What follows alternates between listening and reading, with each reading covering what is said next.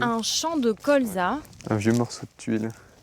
transformé en terrain de fouilles archéologiques. Quand j'étais petit, j'adorais venir me balader dans les champs de mes grands-parents car j'aime bien être au grand air comme ça, et puis se balader et en même temps de retrouver plein d'anciens objets dont j'essaye de découvrir l'histoire.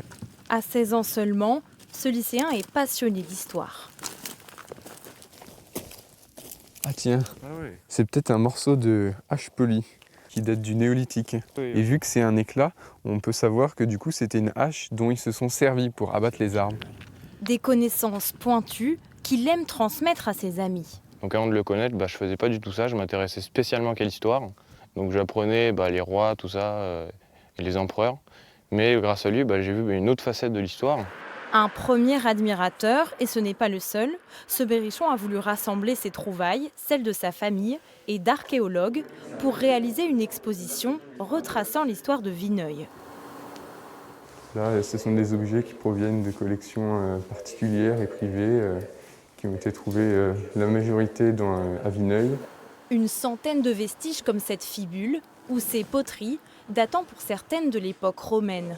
Les visiteurs sont conquis. Si on démarre jeune, on a des chances de s'approprier des connaissances au fur et à mesure des années qui passent.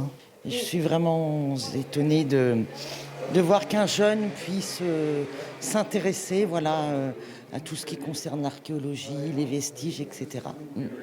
Une exposition réussie et pour Maxence Luneau, une première expérience professionnelle concluante. C'est vraiment la mission du conservateur de musée. Du coup, là, je vois que justement, ça pourrait vraiment me plaire, ce métier-là, dans la vie plus tard. L'exposition se termine demain et dans quelques jours déjà, Maxence retournera sur les bancs du lycée pour apprendre l'histoire dans les livres cette fois-ci.